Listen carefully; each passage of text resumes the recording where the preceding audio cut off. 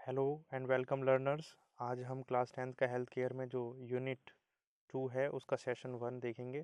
Describe the role of general duty assistant GDA और PCA जो होता है पेशेंट केयर असिस्टेंट, उनका क्या रोल होता है किसमें, केयर प्लान में। ठीक है, केयर प्लान में उनका क्या रोल होता है। सबसे पहले देखिए केयर प्लान है क्या। What is care plan? A care plan outlines the care to be provided to an individual. Patient को या कोई भी इंडिविजुअल को किस तरीके की केयर दी जाएंगी ये आउटलाइन करता है वो। ये एक्चुअली में क्या होता है, सेट ऑफ एक्शन जो जीडीए लेगा, जनरल ड्यूटी असिस्टेंट किस तरीके से केयर करेगा उसके बारे में। प्लान ऑफ केयर या केयर प्लान एक ही बात है। ठीक है, तो ये होता है केयर प्लान। कैरेक्टरिस्टिक्स क्या हैं? सबसे पहले पर्पज़ क्या होता है। The purpose of care plan is to guide all. सभी को ये गाइड करना कि किस तरीके से इस पेशेंट को केयर प्रोवाइड करानी है, ये पर्पज़ होता है केयर प्लान का।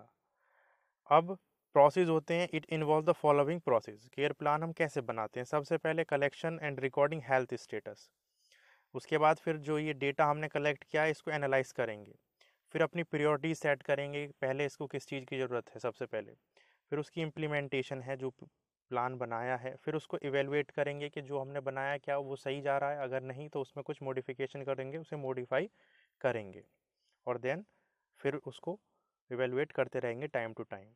कैरेक्टरिस्टिक्स की बात करें तो number 1, it is holistic and is based on the clinical judgement of the nurse using assessment data. जो डेटा है उसको एसेस करके एनालाइज करके, ठीक है, उसके जजमेंट पर यह बेस्ड होता है। It is based upon identifiable nursing diagnosis. वही सेम पॉइंट 1 को ही और थोड़ा इन्होंने एलोबरेट कर दिया है इसमें। It focuses on client specific nursing outcomes. It includes nursing interventions which are focused on the risk factors जो भी हैं। It relates to the future course of action, क्या आगे किस तरीके का जो है एक्शन लेने हैं। तो ये कैरेक्टरिस्टिक्स हो गई। प्रोसेस ऊपर हमने अभी देख ही लिए। अब आता है ऑब्जेक्टिव्स क्या हैं इसके। ऑब्जेक्टिव्स हैं number 1, to provide each patient an individual plan of care so that patient can be cured. जल्दी से जल्दी उसको सही किया जा सके, अपने एक्शंस को प्रायोरिटाइज किया जा सके कि सबसे पहले कौन सा लेना है उसके बाद कौन सा लेना है। To provide for effective communication among the nursing staff में अच्छे से communication and professional from other discipline. To encourage patient participation in planning patient care, कि पेशेंट भी पार्टिसिपेट करे उसमें। Taking decision about patient health care. To provide for continuity of care. To assist in documentation of the patient response and recovery. तो all these are the objectives of care plan. अब steps in administration of care plan क्या है? 5 steps total ये बता रहे हैं यहाँ पर है। नंबर 1 पे आता है assessment, a systemic collection and analysis of history and health data. जो अभी हमने देखा था प्रोसेस, उसमें सबसे पहला स्टेप है ये। तो सबसे पहले डेटा कलेक्ट करेंगे और फिर नेक्स्ट स्टेप में उसको एनालिसिस करेंगे, प्रॉब्लम का पता करेंगे। प्रॉब्लम आइडेंटिफिकेशन क्या है? It is clinical judgement about the client response to actual और पोटेंशियल हेल्थ कंडीशन और नीड्स। फिर planning interventions based on the assessment. ऊपर जो हमने ये असेसमेंट किया है, प्रॉब्लम आइडेंटिफाई की है, sets measurable and achievable short and long range goals. फिर शॉर्ट और लॉन्ग रेंज गोल जो हैं उनको सेट किया जाता है। For the patient that might include moving from bed to chair and maintaining adequate nutrition, उसे मिलना चाहिए, और ये सारी चीज़ें। स्टेप 4 की अगर बात करें, इम्प्लीमेंटेशन। अब हमने अपने गोल सेट कर लिए लॉन्ग टर्म शॉर्ट टर्म, फिर उसकी इम्प्लीमेंटेशन आती है। When care according to the care plan, continuity of care for the patient during hospitalisation and in preparation for discharge need is assured, उसको अब इम्प्लीमेंट करना है। और फाइनली स्टेप 5 जो है उसमें इवेलुएशन करना है कि जो हम पेशेंट का जो स्टेटस है क्या वो सुधर रहा है, इफ़ेक्टिव है भी जो हमने केयर प्लान बनाया है, अगर नहीं तो फिर उसको थोड़ा सा मॉडिफाई करते रहते हैं उसकी ज़रूरत के अकॉर्डिंग। नीचे फिर ये टेबल के इन्होंने दिखाया, सबसे पहले असेसमेंट होगा, सबसे पहले असेसमेंट हो गया, फिर प्रॉब्लम आइडेंटिफाई करनी है उसमें, फिर प्लानिंग करनी है, फिर उन जो प्लानिंग की है उसको इम्प्लीमेंट करना है, देन आउटकम जो आया उसको एवेलुएट करेंगे, देखेंगे और मॉडिफाई करेंगे अगर कुछ ज़रूरत है तो इस तरीके से ये पूरा सेशन ख़त्म हो गया है। ठीक है, इसमें कुछ पॉइंट्स यहाँ पर दिए गए हैं, जैसे इस तरह के क्वेश्चंस पूछे जा सकते हैं। व्हाट इज़ केयर प्लान के सेट ऑफ एक्शंस और ये सब चीज़ें, कैरेक्टरिस्टिक्स अभी हमने पढ़ी, ऑब्जेक्टिव्स भी पढ़ी हैं। तो ये सही, दूसरे सेशन पे चलते हैं। सेशन 2 जो है वो फीड अ पेशेंट, तो इसमें खाने के बारे में किस तरीके से जो फूड है पेशेंट के लिए कितना इंपॉर्टेंट है वो सब बताया गया है। न्यूट्रिशन, सबसे पहले न्यूट्रिशन देखते हैं। Nutrition is a basic human need that change through out the life cycle. ये बेसिक ह्यूमन नीड है और ये बदलती रहती है टाइम टू टाइम। ठीक है, फूड प्रोवाइड न्यूट्रिशन, फूड हमें न्यूट्रिशन प्रोवाइड कराता है हमारी बॉडी को, माइंड को, जिससे वो वर्क करती है। ईटिंग इज़ नॉट ओनली, यही नहीं है कि सिर्फ नेसेसिटी इन लाइफ है, ये सोर्स ऑफ प्लेजर भी है, एक पास टाइम भी है, सोशल इवेंट भी है, integral component of medicinal treatment also. तो ये तो हो गया न्यूट्रिशन के बारे में। अब फैक्टर्स अफेक्टिंग न्यूट्रिशनल स्टेटस, कौन कौन से फैक्टर हैं जो न्यूट्रिशनल स्टेटस को अफेक्ट करते हैं, इन्फ्लुएंस करते हैं। तो सबसे पहले उसके पास्ट में जाने की ज़रूरत है, क्योंकि जो पास्ट होता है ना, वहीं से हमारी फूड हैबिट बचपन से ही क्रिएट होती हैं। Food choice has always been, कुछ नॉन न्यूट्रिशनल फैक्टर्स भी हैं, जैसे रिलीजियस टैबू, धर्म के अकॉर्डिंग भी हमारे खान पान जो रहता है वो एक तरीके से बेस्ड होता है। ठीक है, अलग अलग धर्म में अलग अलग तरह के खाना, वेजिटेरियन, नॉन वेजिटेरियन, इस तरीके से। इथनिसिटी पर भी होता है, जेंडर रोल्स भी अलग अलग। ठीक है, सोशल स्टेटस, तो ये सब हमारे कुछ नॉन न्यूट्रिशनल फैक्टर हैं जिनसे जो हमारा नॉन न्यूट्रिशनल फैक्टर हैं जो इन्फ्लुएंस करते हैं हमारे डाइटरी पैटर्न को।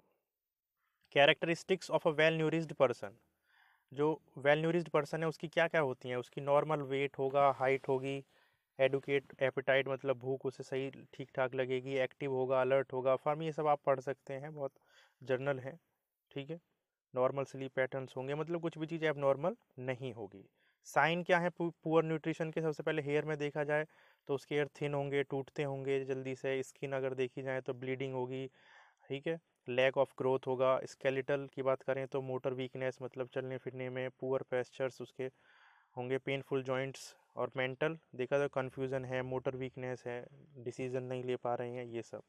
टाइप्स ऑफ डाइट जो हॉस्पिटल में दी जाती हैं अलग अलग तरीके की होती हैं, जैसे डेयरी प्रोडक्ट्स में जो दूध वगैरह दिया जाता है, फिर मीट है, फ्रूट्स एंड वेजिटेबल, ग्रेन्स, ये सब। फुल डाइट, फुल डाइट कौन सी होती है, ये रेगुलर डाइट होती है, जब कुछ खास उसे ज़रूरत नहीं होती है जो पेशेंट है तो उसको ये दी जाती है। ये वेजिटेरियन भी हो सकती है, नॉन वेजिटेरियन भी हो सकती है। सॉफ्ट डाइट जो होती है, इसमें जो आसानी से चबाया जा सके, इजी टू च्यू, और आसानी से पच सके, डाइजेस्ट हो सके, सॉफ्ट डाइट में ऐसी चीज़ें दी जाती हैं। ये नीचे दिया हुआ है, कुक्ड पल्सेस, दाल, ये सब। देन आता है लिक्विड डाइट। लिक्विड डाइट दो तरह की होती है मेनली, एक तो क्लियर फ्लूड डाइट होती है। Liquid diet must be use to client who are unable, ठीक है, जो सॉलिड फूड नहीं ले सकते उनको लिक्विड डाइट दी जाती है। Clear fluid are used when there is marked intolerance to food and roughage, food से या रफेज से जो है जब वो पच नहीं रहा है उनके, तो ये दिया जाता है। बहुत ही हल्का रहता है। क्लियर टी हो गई, वीक ब्लैक कॉफ़ी हो गई, ये सब। और दूसरी होती है फुल फ्लूड डाइट। ठीक है, full fluid diet is given client has be fluids, fluids का लेवल मेंटेन करने के लिए कंसिडरेटाइल। अच्छा, ऊपर वाली जो होती है ये शॉर्ट टाइम के लिए ही दी जा सकती है, नहीं तो डिफिशियंसी सिम्टम्स आना स्टार्ट हो जाएंगे, तो इसे लॉन्ग टर्म में यूज़ नहीं कर सकते आप क्लियर फ्लूड डाइट को। नेक्स्ट आता है स्पेशल डाइट्स भी होती हैं, जैसे मान लीजिए किसी को ब्लड प्रेशर या हाइपरटेंशन वगैरह है, तो उसे आप फिर जो है लो साल्ट डाइट देंगे या साल्ट फ्री डाइट देंगे इस तरीके से। या डायबिटिक है तो उसे फिर जो है आप जैसे शुगर से रिलेटेड चीज़ें नहीं दे सकते हैं। ऐसे ही ये स्पेशल डाइट्स होती हैं अगर किसी को किसी चीज़ से एलर्जी परेशानी है। डाइट इन सिकनेस, सिकनेस में किस तरीके की डाइट होनी चाहिए। Diet is important as medicine, medicine के जितनी ही डाइट भी इम्पोर्टेंट होती है डिजीज़ को ट्रीट करने के लिए।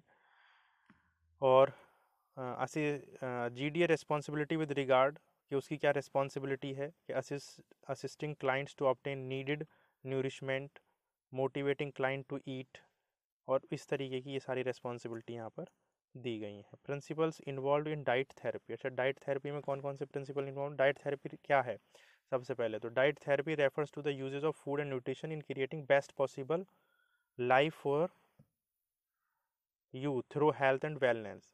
तो डाइट थेरेपी होती है आप मतलब एक ऐसी डाइट फॉलो करें जिससे आप मतलब बीमार ही ना पड़े। ठीक है, food and nutrition creating best possible life for you. Some illness can be effectively managed by, अगर आप अपनी डाइट को अच्छे से रखेंगे तो कुछ बीमारियों को तो आप अपने आप वैसे ही बच जाएंगे उनसे। The diet must be planned in relation to changes in metabolism, तो इन चीज़ों का ध्यान रखना चाहिए। ठीक है, diet must be planned according to the food habits और ये सब डाइट थेरेपी बनाते वक्त। तो ये कुछ पॉइंट्स फिर इसमें दिए हुए हैं। फिर ये नीचे जनरल इंस्ट्रक्शंस हैं जो जीडीए के लिए हैं इन फीडिंग पेशेंट्स, तो इन सबको आप पढ़ लेंगे। The diet of every patient in every hospital should be planned according to his need, metabolism के अकॉर्डिंग होनी चाहिए। ठीक है। प्रिपेयर द पेशेंट और रेजिडेंट, मील के लिए उसे तैयार भी करना है जो खाना आप उसे देना चाह रहे हैं। Wash and ask the patient, अपने हाथ वगैरह धो धो खाने से पहले, ठीक है, उसे ऐसे बताएं।